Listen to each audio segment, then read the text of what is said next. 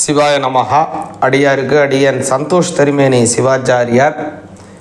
இந்த குரு பயிற்சி 2026 மே மாதம் 26ஆம் தேதி பகல் 11 மணிக்கு இந்திய நேரப்படி வாக்கிய பஞ்சாங்கப்படி செய்யக்கூடியதான இந்த சரியான நேரம் பகல் 11 மணிக்கு நடக்கக்கூடிய இந்த குரு பயிற்சி மகர ராசிக்கு என்ன பலன் அப்படின்னு பார்த்தீங்கன்னா, மகர ராசிக்கு அமோக பலன் அப்படின்னு சொல்லலாம். 6ஆம் இடத்திலே மறைந்து இருக்கார் குரு பகவான். அதனால் மறைஞ்சிருந்த குரு பகவான் இப்போது பரவாயில்லன்ட்டு ஒரு நல்ல இடத்துக்கு வரார். மகர ராசிக்கு சப்தமத்தில் உட்கார்றார்.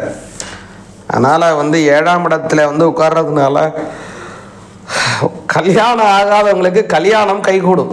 முதல் விஷயம், மகர ராசிக்காரங்க யாருங்க கல்யாணமே ஆகாமல் இருக்குது, ஒத்தவங்களுக்கும் பத்திரிக்கை வச்சு நம்மளை கூப்பிடுறாங்க.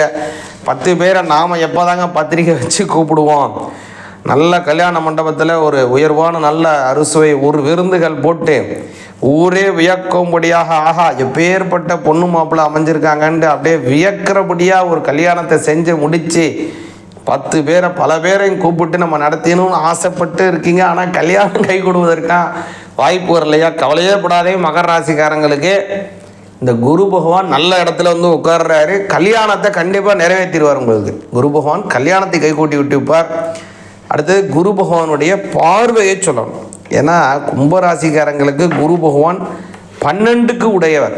12ஆம் பாவங்கிறது மறைவு ஸ்தானம், தொழில் ஸ்தானம், முதலீடுகளை செய்யக்கூடியதான ஒரு அமைப்பு. 12ஆம் பாவம் கடல் கடந்து வெளியூர் செல்லக்கூடியதான ஒரு அமைப்பு.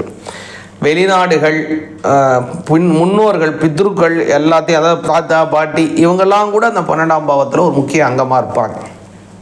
அதனால் அந்த இடத்திற்கு உடைய குரு பகவான் இப்போது 7ஆம் பாவத்தில் இருக்கிறதுனால பெரிய யோகம், தெய்வ வழிபாடுகள் சித்தியாகும். அடுத்ததாக குரு பகவானுடைய பார்வை கோடி நன்மை தரக்கூடியது குரு பார்வை. அந்த வகையில் குரு பார்வை மகர ராசியை நேராக பார்க்குறார், வேற எங்கேயும் திரும்பியே பார்க்கல. அவருக்கு சமசப்தம பார்வைன்னு பேர். 180 டிகிரி நேராக உங்களை தான் பார்க்குறார். அதனால் என்ன ஆக போகுது அப்படின்னு பார்த்தீங்கன்னா, தன்னம்பிக்கை உயரும். ரொம்ப நாளாக தொய்வு நிலை, ஒரு பயமான சூழ்நிலை, அச்சமான சூழ்நிலை, உங்கள் மீது உங்களுக்கே நம்பிக்கையற்ற சூழ்நிலை, இது எல்லாம் இருந்து வந்ததுன்னா இது எல்லாமே மாறும்.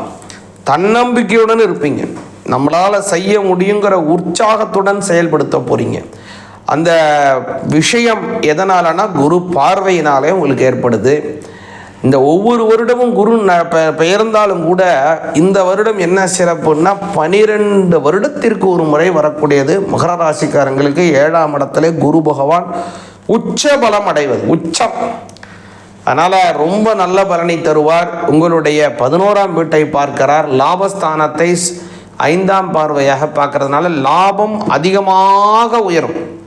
மகர ராசிக்காரங்களுக்கு லாபம் பன்மடங்கு உயரப்போகுது. கையிருப்பு அதிகரிக்கும். உங்களுடைய 3ஆம் வீட்டை பார்க்குறார். உங்களுக்கும் உங்களுடைய வாழ்க்கை துணைவருக்கும் மன கிளேசங்கள், ஏதாவது சண்டை சச்சரவு இருந்தால் எல்லாமே நிவர்த்தி ஆகும். உங்களுக்கும் வாழ்க்கை துணைக்கும் சுமூக உறவு. கல்யாணமாகாமல் இருந்ததுன்னா கல்யாணம் கைகூடும். பல நன்மைகள் நடக்க போகுது மகர ராசிக்காரங்களுக்கு. இப்போ உள்ள காலம் நீங்கள் செய்ய வேண்டிய முக்கியமான விஷயம், உங்களுடைய வீட்டில் ஒரு கணபதி ஹோமம் பண்ணுங்க. அவ்வளோதான், கணபதி ஹோமம். ஏன்னா குரு 7ல் இருக்கார். ஒரு கணபதி ஹோமம் கும்பிட்டிங்கனாலே குரு சந்திர யோகத்தை உங்களுக்கு உண்டாக்கும். அதனால் வீட்டில் ஒரு கணபதி ஹோமத்தை பண்ணுங்க. வாழ்க்கையில் பெரிய முன்னேற்றத்தை மகர ராசிக்காரங்க அடைங்க. சிவாய நமஹ.